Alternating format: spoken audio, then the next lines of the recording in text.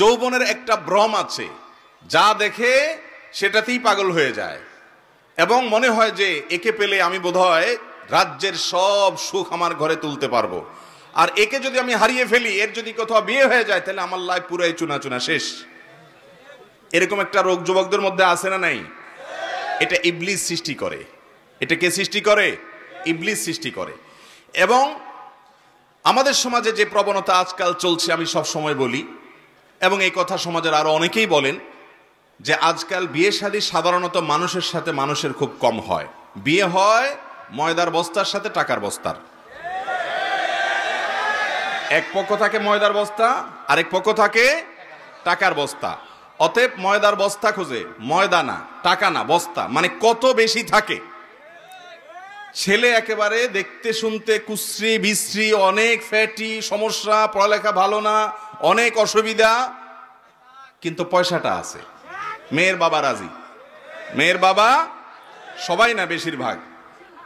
আর জাত বংশ কিছু থাকুক আর না থাকুক, আল্লাহর নাম রাসূলের হাদিসের কথা মুখ দিয়ে আসুক বা না আসুক, পড়ালেখা বা অন্য কোনো কিছু থাকুক আর না থাকুক, আটা আগা গোড়া একটা আটার বস্তা। সাজগোজ করে আটার বস্তা বানিয়ে ফেলেছে, সেটার জন্য ছেলেরা অস্থির এবং পাগল। ঠিক না বে ঠিক? মানুষ খোঁজা হয় কম, মেয়ের বাবাও মানুষ কম খোঁজে, ছেলের বাবাও মানুষ কম খোঁজে।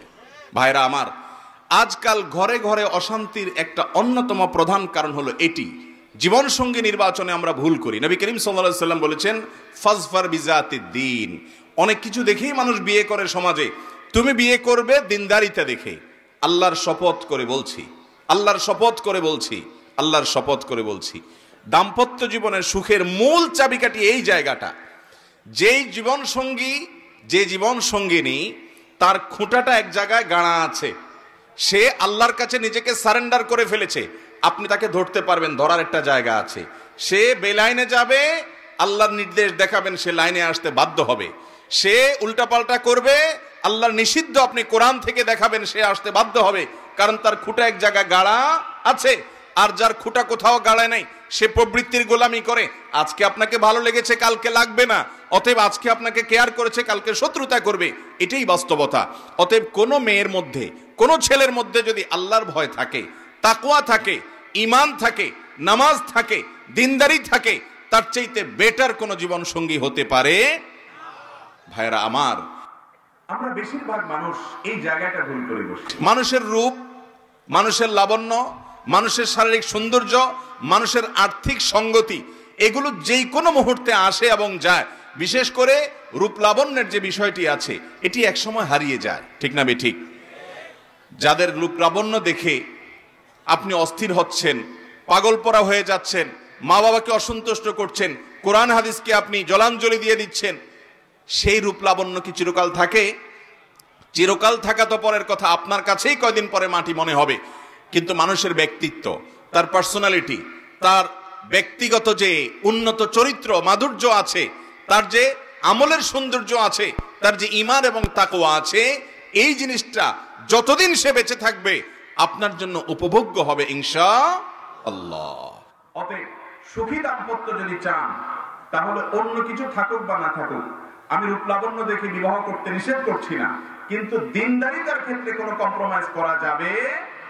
আজকাল একটা ফিতনা শুরু হচ্ছে, সেটা হলো মুরব্বি, এলাকাবাসী, বন্ধু বান্ধব, আত্মীয় স্বজনরা আপনাকে বলবে, মেয়ে নামাজ পড়ে না, কোরআন পড়তে জানে না, তো কি হয়েছে, তুমি মানুষ করে নিবা। বলে কি বলে না? আবার একই কথা মেয়েকে বলে। অনেক মেয়েরা আছেন দিনদার ছেলের সাথে বিয়ে বসতে চান, কিন্তু মা বাবা ওই যে টাকার বস্তা একটা ধরে নিয়ে এসে এরপরে বলে যে টাকার বস্তাটাকে তুমি আস্তে আস্তে নামাজি বানায় নিবা, সমস্যা কোথায়? তার মানে দুনিয়াটা আগে ঠিকঠাক থাকুক, এরপর আখিরাতটা টুকটাক যা আসে আসুক। ঠিক না বে ঠিক? অথচ হওয়া দরকার ছিল যে তার মধ্যে টাকা পয়সা এগুলো এখন নাই, হয়ে যাবে এক সময়। আমি প্রায় সময় বলি, এই হুজুরদের বেশিরভাগ লাইফ একটু যদি আপনারা ঘাঁটেন, দেখবেন যে ওনাদের বিবাহের সময় ওনারা কেউই এত ভালো হালে ছিলেন না এখন যতটা আল্লাহ তাআলা ভালো অবস্থাতে রেখেছেন। অনেক আলেম ওলামা আছেন, আমি জানি যাদেরকে, যে হয়তো 2000-3000 টাকা 10 বছর 15 বছর আগে বেতন পাইতেন, কিন্তু অনেক বিচক্ষণ ফ্যামিলি তাদের সাথে মেয়ে বিয়ে দিয়েছেন, অথবা মেয়েকে ছেলের সাথে এরকম বিয়ে দিয়েছেন, অন্য কোনো যোগ্যতা নেই, তার ভিতরে আল্লাহর ভয় আছে, আলহামদুলিল্লাহ তারা সুখে আছেন। আর সম্পদ দেখে, বাহ্যিক রূপ লাবণ্য দেখে যারা হাবুডুবু খেয়েছেন, ঝাঁপ দিয়ে পড়েছেন, তাদের জীবনটা জ্বলন্ত জাহান্নামে পরিণত হয়েছে, এরকম ঘটনা হাজারো আমাদের সামনে আছে। ঠিক না বেঠিক? অতএব ভাইরা আমার, মুরব্বীদেরকে বলছি, বাবারা আমার, সন্তানকে বিয়ে করানোর সময় তার জীবন সঙ্গিনীর ক্ষেত্রে আল্লাহর ভয় আছে কিনা, এ আল্লাহকে চিনে কিনা, সে মানুষটা ভালো কিনা, তার ব্যক্তিত্ব আছে কিনা, এই জিনিসটা সবকিছুর উপরে প্রাধান্য দিবেন। তাহলে গাছ সেই ফল দিবে, বীজটা যেটা রোপণ করবেন। আপনি আনবেন হলো একটা আস্ত টাকার বস্তা বা ময়দার বস্তা, আর আশা করবেন সুখ শান্তি। না, ময়দা আর টাকা মানুষকে শান্তি দিতে পারে না। অতএব প্রথম কাজ হলো এটা, জীবন সঙ্গী নির্বাচনে ভুল করা যাবে। অন্য যা কিছু থাকুক না থাকুক, দিনদারি থাকতে হবে, তারপরে অন্য সবকিছু। নাম্বার 2, দ্বিতীয় কাজ হলো, দাম্পত্য জীবন এমন একটা জায়গা, আমি প্রায় সময় বলি, দাম্পত্য জীবনের শুরুটা হলো, উর্দুতে একটা কবিতা আছে, ইবতেদায়ে ইশক और इंतहाए इश्क बराबर नहीं होता है। বুঝেন? প্রেমের শুরু আর শেষ একরকম হয় না। প্রেমের শুরুতে শুধুমাত্র ফুল দেওয়া নেওয়া হয়, শেষে লাঠিও দেওয়া নেওয়া হয়। ঠিক না বেঠিক? শুরুতে মোহব্বত উতরায়, উন্মাদ হয়ে যায়, মা বাপ চিনে না, নামাজ চিনে না, মুরব্বী চিনে না, সমাজ চিনে না, বন্ধু বান্ধব চিনে না, রাগ সব। এখন আমার মনের মানুষের সাথে আমার চ্যাটিং চলতেছে, কিচ্ছু চিনে না সে, ভালোবাসা উতরাইতে থাকে। এরপরে শেষ পর্যায়ে যখন চলে যায়, তখন ওই ফোন নম্বর দেখলে মেজাজটা গরম হয়ে যায়। ঠিক না বেঠিক? ইবতেদায়ে ইশক আর ইন্তেহায়ে ইশক বরাবর नहीं होता है। এটা বাস্তবতা যে প্রেমের শুরু আর শেষ একরকম থাকে। যারা বিচক্ষণ তারা একটু হিসেব করে পা বাড়ায়। ঠিক একই ভাবে বৈবাহিক জীবনে 3টা ধাপ আছে। কয়টা ধাপ আসে? 3টা ধাপ আসে। বিবাহের পরপর ভালো হোক আর মন্দ হোক, প্রথম নতুন জামাই বউ অনেক মহব্বত আদান প্রদান করে, অনেক ভালোবাসা, অনেক স্বপ্ন, অনেক প্রতিজ্ঞা, অনেক ওয়াদা, অনেক কমিটমেন্ট, অনেক প্রমিস, অনেক ভালোবাসার বিনিময় হয় বিয়ের পরপর। এরপর যখন 1-2 বছর চলে যায়, আল্লাহ তাআলা একটা বাচ্চা দেন, ওই বাচ্চা রাত্রে ডিস্টার্ব করে, মা উঠতে দেরি হয়েছে, বাপে ধমক দেয়, এরপরে আস্তে আস্তে দূরত্ব তৈরি হয়, ওই বাচ্চা আরেকটা বড় হয়, আরেকটু বড় হয়, আরেকটা হয়, এরপরে নানা রকম ঈর্ষণীয় মনোমালিন্য হয়, মায়ের কথা শুনে ছেলে খেপে, অথবা বউ তার শাশুড়ির কথা শুনে খেপে, আস্তে আস্তে আস্তে আস্তে আস্তে টুনটান হতে হতে যখন সংসারটা একটু ভারী হয়, ছেলে মেয়ে হওয়া শুরু করে, 2-3 বছর হয়ে যায়, ও যে ঘোরটা কেটে যায়। সহজ কথা হলো, বিবাহের পরে প্রথম যে ঘোরটা থাকে, ওই ঘোরটা কি কেটে যায়। অনেকটা ইয়ের মতো, সফট ড্রিঙ্কসের মতো। সফট ড্রিঙ্কসের বোতল যখন আপনি মুখটা খোলেন, যেই পরিমাণ ঝাঁজ এবং তেজ থাকে, কিছুক্ষণ পরে আস্তে করে সেটা লেভেলে চলে আসে কি আসে না? বিবাহের পর প্রথম যে মহব্বত থাকে, যে বোঝাপড়া থাকে, যে আকর্ষণ থাকে, এটা আস্তে আস্তে কমে। যখন কমে, এরপর আসল রূপটা দেখা যায়। ওই যে মহব্বত উতরাইছিল একটু আগে বা কিছুদিন আগে, সেই মহব্বতের আসল রূপটা ছেলেও দেখতে পায়, মেয়েও দেখতে পায়। শুরু হয় এবার তুমুল আকারে ঝগড়া, ফাসাদ, গন্ডগোল, এটা বাস্তবতা হয়। এরপর বৈবাহিক জীবন একেবারে শেষের দিকে যখন চলে যায়, তখন আবার ওই প্রথম সময়টা কিন্তু ফিরে আসে। অর্থাৎ বুড়া বুড়ি টোনাটুনির সাথে সম্পর্কটা খুব ভালো থাকে।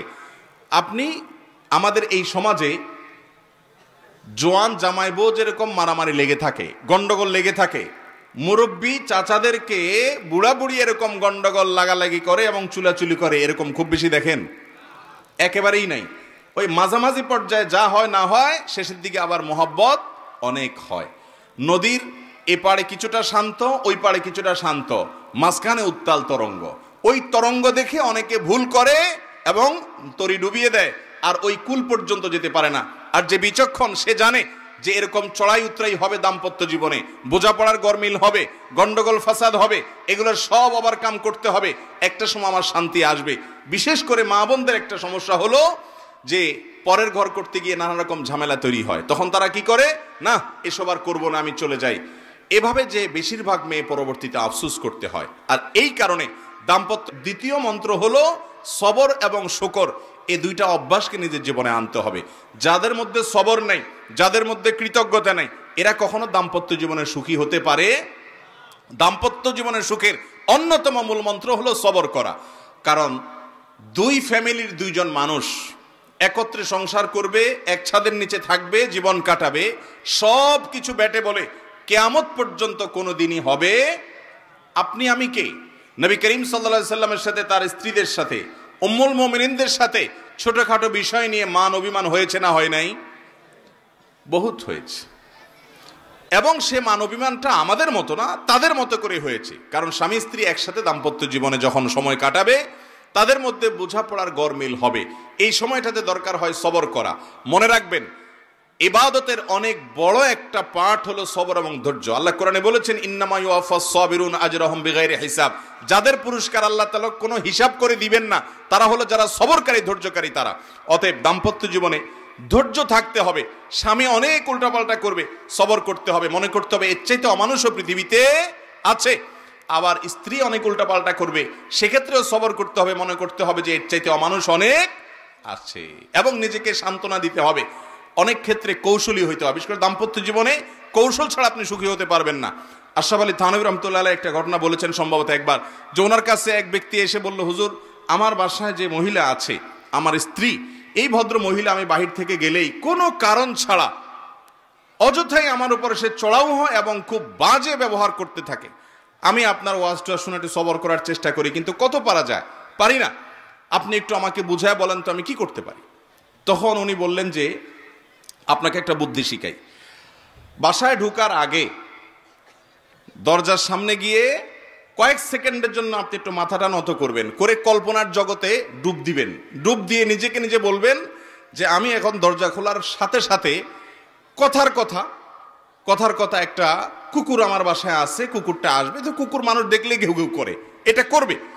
এটা আপনি শুধু মাথায় মনে মনে চিন্তা করবেন। এরপরে খোলার পর মানুষকে কুকুর মনে করে ছোট করা না, মানে এটা জাস্ট একটা ট্রিটমেন্ট, যে আমি মানুষ না, মনে করলাম যে একটা মানুষের পাশে একটা কুকুর আছে, তো কুকুরটা আমাকে ঘেউ ঘেউ করবে। এটা তোমার মনে করবা। মনে করার পর এরপরে দরজা নক করবা। বউ খোলার পর যদি তোমার সাথে ঘেউ ঘেউ করে, তুমি সাথে সাথে ওই যে তোমার ধ্যান, ওই ধ্যান কল্পনার জগতে ডুব দিবা। ডুব দিয়া তোমার স্মৃতিতে আনবা যে একটা কুকুর, আমি রাস্তা দিয়ে যাচ্ছি বা কোথাও গেছে, এখন ঘেউ ঘেউ করতেছে। তো কুকুর ঘেউ ঘেউ করলে আমার সমস্যাটা কি, এটা তুমি মনে করবা। তো স্বামী বাসায় গেছে, যা দরজা খুলছে, দরজা নক করার আগে ওইরকম কল্পনা করছে। স্ত্রী দরজা খুলছে, যথারীতি জামা কাপড় খোলার পর শুরু হয়ে গেছে বিশ্বযুদ্ধ, ঠুসঠুস শুরু হয়ে গেছে। যখন এগুলো শুরু হয়ে গেছে, ভদ্রলোক সাথে সাথে চোখ বন্ধ করে ওই ধ্যান করা শুরু করে দিছে, যে হুজুর বলে দিছে যে আমার তো এরকম একটা পরিস্থিতি আমি কল্পনা করতে হবে। করলো, তো করার পরে লোকটা হেসে দিছে। বউ চিন্তা করলে ব্যাপার কি, প্রতিদিন হামলা পাল্টা হামলা হয়, গোলা বারুদ এখান থেকে গেলে ওখান থেকেও কিছু আসে, আজকে দেখি এবারটা মিটমিট করে হাসে, কাহিনী কি? স্ত্রীর তো মেজাজ আরো গরম হয়ে গেছে, সে যত গরম হয় এ দেখে আরো বেশি হাসে। তখন বলল, ধরছে একটু ঠান্ডা হয়ে, স্ত্রী দেখছে না রাগারাগি করতে হচ্ছে না, বলো কাহিনী কি বলো। স্বামী তো বলে না, একটা পর্যায়ে বলে দিছে যে আসলে হুজুর আমাকে এটা শিখাই দিছে, এরপর থেকে আমার কাছে তোমার সব রাগ ঝাগ বকা ঝকা এগুলো সব আমার কাছে একেবারে পান্তাবাদের পানি মনে হয়, আমার বরং আরো হাসি আসে। এর পরদিন থেকে আর ওই ভদ্রলোক বাড়িতে ঢুকলে বউ বেচারা ঝগড়া করতে গেলেও আবার গলা থেকে ফেরত চলে যায়, কারণ ঝগড়া করলেই তো কল্পনায় সে অন্য কিছু হবে। এ কথা শুধু মহিলাদের জন্য বলছি, মা বোনদের রাগ করার কোনো কারণ নাই। একই কথা পুরুষদের বেলায়ও হতে পারে। অনেক পুরুষ আছে এরকম ছেঁচড়ার মতো গেউ গেউ করে কি করে না। তো তাদের বেলায় যদি মহিলারা এই একই পদ্ধতি অ্যাপ্লাই করেন, ইনশাআল্লাহ অন্তত ওই গেউটা থামানোর জন্য ওষুধের কাজ দিবে। তো খোলাসা কথা হলো, সবর থাকতে হবে। রাগ হলে পাল্টা রাগ দাম্পত্য জীবনে কখনো সুখ আসার কারণ হয় না। দাম্পত্য জীবনে স্বামী হোক আর স্ত্রী হোক, ধৈর্য ধারণ করতে না পারলে কখনো শান্তি পাওয়া যায়, ধৈর্য ধারণ করতে হয়। নবী করিম সাল্লাল্লাহু আলাইহি ওয়াসাল্লাম জীবনে অনেক ঘটনা ঘটেছে, এর আগে আমি একাধিকবার বিভিন্ন জায়গায় বলেছি। আয়েশা রাদিয়াল্লাহু তাআলা আনহা ঘরে ছিলেন, তিনি, তার নিয়ম ছিল যে স্ত্রীর ঘরে থাকতেন, রান্না বাড়া তিনি করতেন। অন্য স্ত্রী এক বাটি খাবার দিয়ে একটা কাজের মেয়েকে পাঠাইছেন, খাদ্দামাকে, কৃতদাসীকে পাঠিয়েছেন এক বাটি খাবার দিয়ে, তরকারি দিয়ে ধরেন। তো ভালো বুড়া রান্না করেছেন, রসুলের জন্য পাঠাইছেন। আয়েশা রাদিয়াল্লাহু তাআলা আনহা দরজা খুলে দেখলেন যে কাজের মেয়ে তরকারি নিয়ে আসছে আরেক স্ত্রীর ঘর থেকে। তো এই টাইমে যে কোনো মানুষই, যে কোনো মহিলারই মাথা গরম হওয়ার কথা। আমার বাসায় আজকে উনি থাকবে, আমি যা খাওয়াবো, তুমি আবার ওখান থেকে এক বাটি দিয়ে ভালো হওয়ার চেষ্টা করতেছ। উনি বাটিটা ধরে ছুঁড়ে ফেলে দিলেন। বাটির সব তরকারি তো গেছে, বাটিও দুই টুকরা হয়ে গেছে, কাঁচের বাটি ছিল। এই দৃশ্য নবী করিম সাল্লাল্লাহু আলাইহি ওয়াসাল্লাম দেখার পর উনি বাইরে হয়ে আসলেন, যা উঠান থেকে নিজের হাতে সে ভাঙা বাটিটা নিয়ে আসলেন। আনার পর একই শেপের একই ধরনের আরেকটা বাটি এই ঘরেও ছিল, আসলে তার ঘরে। ওই খালি বাটিটা নিয়ে কাজের মেয়ের হাতে দিয়ে বললেন, এটা নিয়ে ওই বাসায় চলে যাও এবং খবরদার মুখে তালা, এখানে কি ঘটেছে এর কোনো কথা বলা যাবে না, শুধু বাটিটা সেখানে ফেরত দিবা। ওখানে বাটিটা ফেরত দিছি। যিনি পাঠিয়েছেন তিনি মনে করেছেন যে কি, যে তরকারি রেখে কত সুন্দর করে ধুয়ে সাফ করে আবার বাটিটি দিয়েছে, তিনি অনেক খুশি। এই হাদিস বর্ণনা করার পর কোন মুহাদ্দিস, কোন হাদিস বিশারদ, কোন হাদিসের শেষে এটুকু অতিরিক্ত বর্ণনা করতে পারেন নাই যে নবী করিম সাল্লাল্লাহু আলাইহি ওয়াসাল্লাম আয়েশা রাদিয়াল্লাহু আনহাকে ডেকে দুই চারটা ধমক দিয়েছেন। আপনি আমি যদি হইতাম এই জায়গায়, আর কিছু না হোক বোর্ড দিকে তাকায়া অন্তত বিরক্তির সুরে এটুকু তো বলতাম যে এটা কাজ করলা, তুমি বাটিটা ভেঙে ফেললা, তুমি তরকারি না নিতে বাটিটা ভেঙে ফেললা। নবী করিম সাল্লাল্লাহু আলাইহি ওয়াসাল্লাম একটি কথাও বলেছেন বলে কোনো বর্ণনায় পাওয়া যায় না। দাম্পত্য জীবনে শান্তি আসার জন্য স্ত্রীর অনেক কিছুকে হজম করা শিখতে হয় স্বামীর, আবার একইভাবে স্বামীর অনেক কিছুকে হজম করা শিখতে হয় কার? স্ত্রীর। আজ আমাদের সমাজ ব্যবস্থায় ভোগ ভোগ ভোগ, ত্যাগের কোনো নাম নিশানা নেই, যার কারণে সবর কেউ কাউকে প্রতি করতে রাজি না। দাম্পত্য জীবনের শান্তির জন্য এই সবর এবং শুকর যা আল্লাহ তাআলা দিয়েছেন সেটার উপরে শুকরিয়া আদায় করার মানসিকতা থাকতে হবে, না হলে কোনোদিনই আপনি শান্তি পাবেন না। নাম্বার 3 নম্বর হলো স্বীকৃতি দিতে হবে। ভালোটার কি দিতে হবে? স্বীকৃতি। আল্লাহ তাআলা পৃথিবীতে এমন একজন মানুষও তৈরি করেন নাই যে মানুষের মধ্যে ভালোর কোনো লেশ নাম নিশানা কিছুই নেই। যত খারাপ মানুষই হোক তার মধ্যে ভালো কোনো না কোনো গুণ অবশ্যই আছে এবং থাকবে। আপনার স্ত্রী, সে মানুষটা খারাপ, কিন্তু দেখবেন হয়তো তার রান্নাটা ভালো, অথবা তার চরিত্রটা ভালো, অথবা তার চেহারাটা ভালো, অথবা তার অন্য কোনো দিকটা ভালো, অবশ্যই কোনো না কোনো ভালো দিক তার মধ্যে আছে। একইভাবে একজন মহিলা তার স্বামীকে যত খারাপ মনে করুন, ওনার যদি অর্থনৈতিক দিক থেকে দুর্বলতা থাকে, অলস কিসিমের মানুষ হয়, তার চরিত্রটা হয়তো ভালো। অনেক স্বামীর চরিত্র ভালো নাই, পয়সা কড়ি ভালো আছে, আবার চরিত্রটা যদি খারাপ হয় হয়তো তার হক আদায়টা করে, এক্ষেত্রে ত্রুটি করে না, অথবা অন্য কোনো না কোনো দিক থেকে গুণ আছে। একেবারে কোনো গুণ নাই এমন কোনো মানুষ আল্লাহ সৃষ্টি করেন নাই। দাম্পত্য জীবনে, বৈবাহিক জীবনে যদি শান্তি পেতে চান, তাহলে স্বামী হলে স্ত্রী, স্ত্রী হলে স্বামীর ভালো গুণগুলো আবিষ্কার করার চেষ্টা করতে হবে। নবী করিম সাল্লাল্লাহু আলাইহি ওয়াসাল্লাম এই পলিসি বাতলাইছেন। তিনি বলেছেন, তুমি তোমার জীবন সঙ্গিনীর কোনো কর্মে যদি অসন্তুষ্ট হও, তার অনেক কাজ আছে যেগুলো তুমি সন্তুষ্ট হতে পারো, তুমি সেগুলোর কল্পনা করবে, ধ্যান করবে, চিন্তা করবে, দেখবে যে তোমার দুঃখ কষ্ট হয়ে এগুলো দূর হয়ে যাবে এবং তার ব্যাপারে তোমার প্রশান্তি আসবে। দাম্পত্য জীবনে বেশিরভাগ ঘরে সংসারে অশান্তি হয় তখন যখন স্বামী তার স্ত্রীর কোনো কিছুর মূল্য দিতে রাজি না, স্ত্রী তার স্বামীর কোনো কিছুর স্বীকৃতি দিতে রাজি না। অনেক মহিলা আছে স্বামীকে সারাদিন দৌড়ের উপর রাখে, তোমার মতো মানুষ দুনিয়াতে আছে, তোমার মতো পাগল ছাগল দুনিয়াতে আছে, আমার কপালে যে কি হলো, এরকম কপাল পড়া দুনিয়াতে কয়টা মহিলা আছে, সামনে এগুলো বলে। কিন্তু স্বামী যখন চলে যায় অন্যদের সামনে, বিশেষ করে বাপের বাড়ির লোকদের সামনে যখন কথা বলে, তখন গল্প দেয় এমন ভাবে যেন তার স্বামীর মতো এরকম যোগ্য পুরুষ, এত ভালো মানুষ দুনিয়াতে আর দ্বিতীয়টা আছে না। নাই এরকম একই কথা অনেক পুরুষের আছে, যে সামনে দেখা যায় দুনিয়ার বউকে তাচ্ছিল্য করে, তুচ্ছ করে, ছোট করে, কিন্তু বাইরে যায় ঠিকই নিজের ভাবটা জাহির করার জন্য গল্প দেয়। আছে না নাই? এটা হলো একজন ফাসিক মানুষের চরিত্র। ইমানদারের চরিত্র হলো দাম্পত্য জীবনে একে অন্যের সামনে তার স্বীকৃতি দিবে, ভালো গুণটা বলবে, তাতে ইনশাল্লাহ তার মধ্যে সংশোধন আসবে। বিশেষ করে স্ত্রীদের ব্যাপারে পুরুষদের প্রশংসা করার মতো কার্যকর কোনো ঔষধ আর দ্বিতীয়টা নেই। নিয়মিত যদি বউয়ের হাতে ভালো বুড়া রান্না খেতে চান, নিয়ম করে, রুটিন করে, সিস্টেম করে, একদম ডায়েরি মেনটেন করে প্রশংসা করেন, আপনি নিশ্চিত থাকেন ইনশাআল্লাহ আপনার দিনকাল অন্তত এই ক্ষেত্রে ভালো যাবে। ঠিক না বে ঠিক?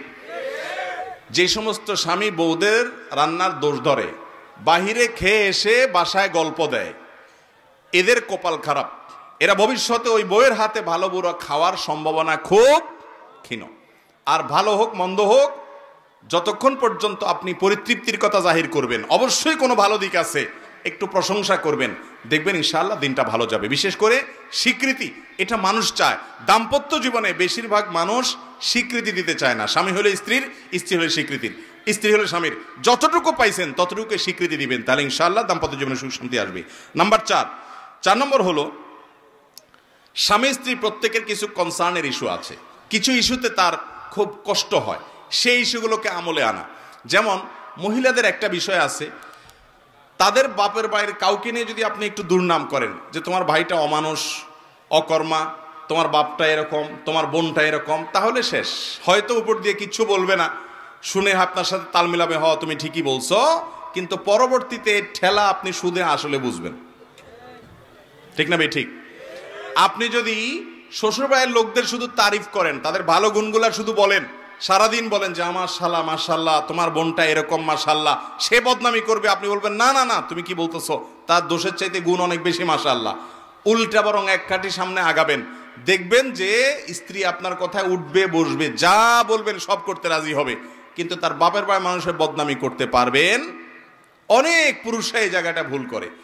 ঠিক একইভাবে আবেগের মূল্য দেওয়া। ডক্টর খন্দকার আব্দুল্লাহ জাহাঙ্গীর রহমাতুল্লাহ একটা কথা বলতেন, উনি বলতেন যে মহিলাদেরকে আল্লাহ রাব্বুল আলামিন প্রচুর পরিমাণ আবেগ দিয়ে সৃষ্টি করেছেন। তাদের মধ্যে যত আবেগ আছে আমাদের পুরুষদের মধ্যে এত আবেগ নাই। আবেগ বেশি কেন? কারণ সারাদিন কাজ করেছে, অনেক রাত হয়েছে ঘুমাইতে ঘুমাইতে, এরপরও রাতে একটু চোখটা শুধু লেগে আসছে আর বাচ্চাটা পেশাব করে দিস, সব ভেসে গেছে, অথবা চিৎকার করে কেঁদে উঠছে, মা হিসাবে তার ঘুম ভেঙে উঠে যেতে হয়। যেই মা ঘুম পাগলে মা, ঘুম ছাড়া কিচ্ছু বুঝে না, এই রকম মাও ওই শিশুর কান্নার আওয়াজে ঠিকই ঘুম ভেঙে যায়। বাপ বিরক্ত হয়ে কই মাছের মাথা চাবানোর মতো এরকম করতে করতে উঠে হয়তো আরেক রুমে চলে যায়, মা ঠিকই বাচ্চা নিয়ে পড়ে থাকে। কিসের ভিত্তিতে পারে? তার মধ্যে আবেগ আছে। তার মধ্যে কি আছে? আবেগ আছে, ভালোবাসা আছে, আপনার চাইতে বেশি আছে। যার বুকে আবেগ বেশি থাকে ওই ব্যক্তির রাগটাও এরকম তাড়াতাড়ি হয়। অতএব স্ত্রীর রাগগুলোকে হজম করার মানসিকতা থাকতে হবে, কারণ সে বুক ভর্তি ভালোবাসা দিয়ে আপনার সন্তানদের মানুষ করছে, আবেগ অনেক বেশি আছে, এজন্য রাগটাও একটু বেশি। হজম করার চেষ্টা করতে হবে। দাম্পত্য জীবনে তার কষ্ট হয় এরকম কোনো বিষয় করা যাবে না। একই কথা মহিলাদের জন্য প্রযোজ্য, যে স্বামী কোন কথা একটু খেপে। অনেক পুরুষ আছেন তার মায়ের কোনো দোষ ধরলে তার মেজাজটা গরম হয়ে যায়, তার ভাই বোনের কোনো দোষ ধরলে মেজাজটা গরম হয়ে যায়, অথবা মানুষের সামনে কিছু বললে মেজাজটা গরম হয়ে যায়। তার কোন জিনিসটাতে রাগ বেশি হয় সেই জিনিসগুলোকে আমলে নিয়ে সেগুলোকে মূল্যায়ন করে সেগুলো থেকে বেঁচে থাকার চেষ্টা করতে হবে। নাম্বার 5, এই যুগে সংসারে অশান্তির অন্যতম কারণ হলো সোশ্যাল মিডিয়ার অ্যাক্টিভিটিস। সোশ্যাল মিডিয়ার অ্যাক্টিভিটিস, ফেসবুক ইউটিউবে বুধ হয়ে বইয়ের দিকে তাকানোর সময় নেই, মনোযোগ দেওয়ার সময় নেই। আপনি ফেসবুকে ইটিস পিটিস করতেছেন অন্যদের সাথে, লাইক কমেন্ট গুনতে গুনতে দিন যাচ্ছে, বইয়ের সাথে কথা বলার সময় নাই। একই কথা মহিলার জন্য প্রযোজ্য। মহিলা দেখা যাচ্ছে যে ওই সিরিয়াল দেখতে দেখতে শেষ, স্বামী আসছে, দরজা খুলে দিছে, বসো, আর সে দেখে আছে ওইদিকে। এই যে মহিলারা টেলিভিশন এবং মহিলাদের মধ্যে সোশ্যাল মিডিয়ার এডিকশন আজকাল বেড়েছে, পুরুষদের মধ্যেও। এটার নিয়ন্ত্রণ যদি কেউ করতে না পারে তার দাম্পত্য জীবনে শান্তি কখনো আসবে। নেক্সট সুরাতে ধোকা হয়, সেটা হলো অনেকে দাওয়াতের কাজ করে, ইসলাম প্রচারের কাজ করে, সারাদিন 2 হাতে উনি ইসলাম প্রচার করতেছে, বইয়ের দিকে একটু তাকাচ্ছে না, একটু কথা বলছে না, তার সুবিধা অসুবিধাগুলো জানছে না। এগুলো আজকাল সংসারগুলোতে অশান্তি হওয়ার অন্যতম বড় কারণ হলো এই সোশ্যাল মিডিয়ার এডিকশন। এটাকে নিয়ন্ত্রণ করতে না জানলে সাংসারিক জীবনে কখনো শান্তি আসবে। অতএব ভাইরা আমার, বাসা বাড়িতে কোনো গ্যাঞ্জাম নিয়ে ঢুকবেন না। অফিস আদালতের যত ঝামেলা আছে দরজার বাইরে ফেলে রেখে বাসায় ঢুকবেন। আর মহিলারাও বাসার কোনো গ্যাঞ্জাম স্বামী বাহির থেকে আসলে পেশ করবেন না, নিজেকে ফ্রেশ হিসাবে পেশ করবেন, ইনশাল্লাহ দাম্পত্য জীবনে শান্তি আসবে। এরপরে 6 নম্বর হলো, অন্যের মুখে দাম্পত্য জীবনের সুখে থাকার মিথ্যা গল্প শুনবেন না, বিশ্বাস করবেন না।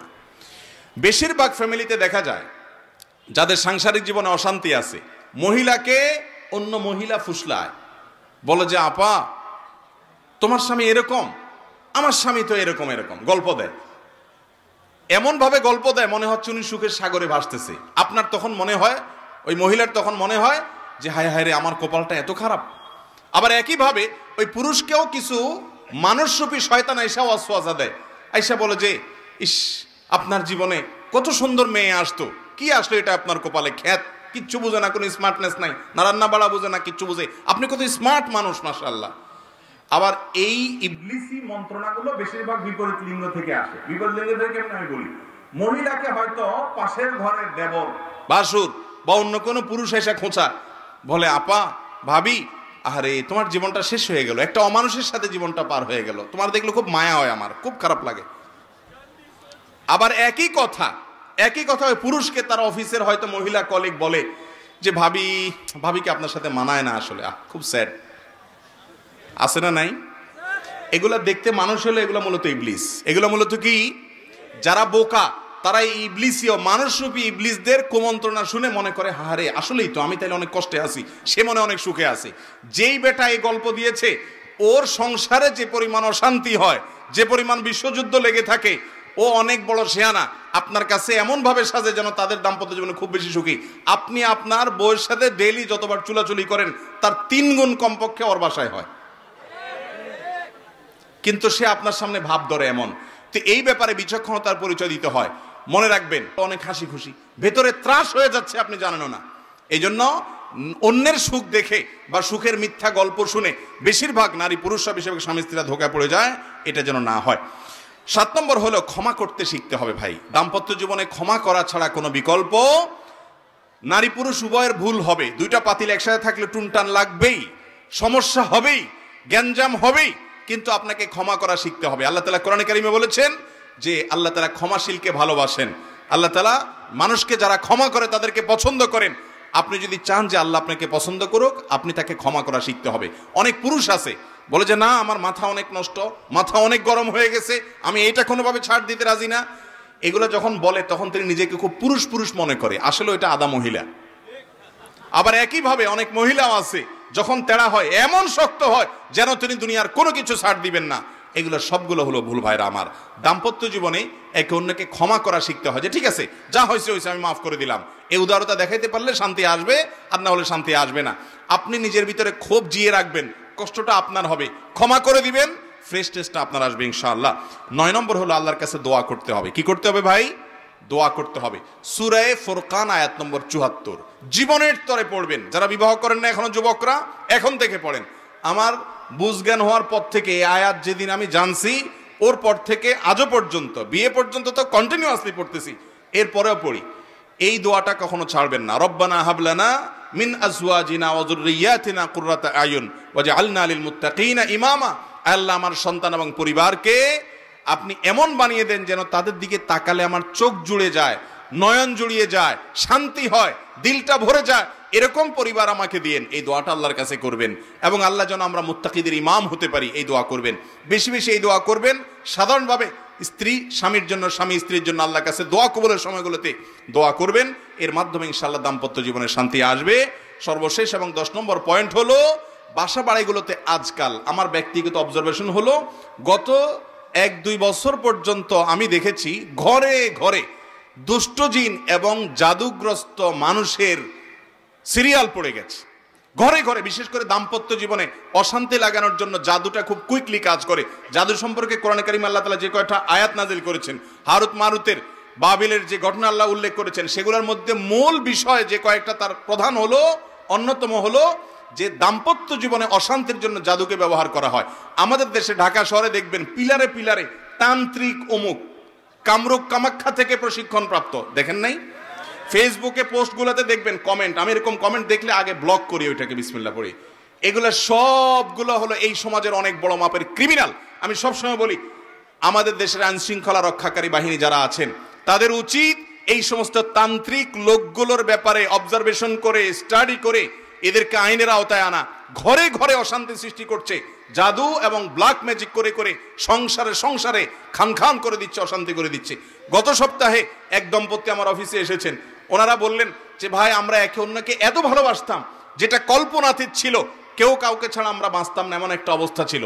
আর এখন মহিলাও বলতেছে যে ওনাকে দেখলে আমার মনে হয় যে গায়ে আগুন জ্বালাই দিছে কেউ, আর স্বামীও বলতেছে একই অবস্থা আমার হয়।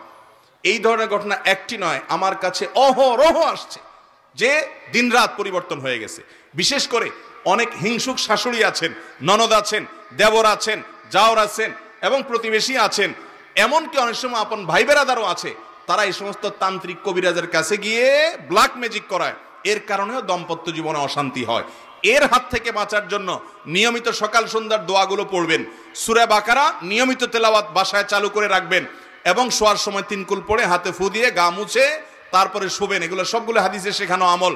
এবং বিশেষভাবে স্পেশালি আপনি সকাল সন্ধ্যার দোয়াগুলো পড়বেন। বাসা বাড়িতে কয়েকটা কাজ করবেন। বাসায় যতবার ঢুকবেন বিসমিল্লাহ পড়ে ঢুকবেন, বের হবেন বিসমিল্লাহ পড়ে বের হবেন। টয়লেটে যাবেন বিসমিল্লাহ ভুলে যাবেন না। টয়লেট হলো দুষ্ট জিনের, শয়তানের আখড়া। অতএব টয়লেটের দরজা কখনো বাসার ভিতরে টয়লেট অ্যাটাচ থাকলে খোলা রাখবেন না, দরজা বন্ধ করে রাখবেন, কোনো ছবি টাঙিয়ে রাখবেন না। এগুলো সবগুলো শয়তানের অন্যতম আখড়া হয়ে থাকে। এই সবগুলো থেকে যদি পরিচ্ছন্ন রাখতে পারেন, ইনশাআল্লাহ দুষ্ট জিন এবং শয়তান এবং ব্ল্যাক ম্যাজিক থেকে আল্লাহ তাআলা হেফাজতে রাখবেন।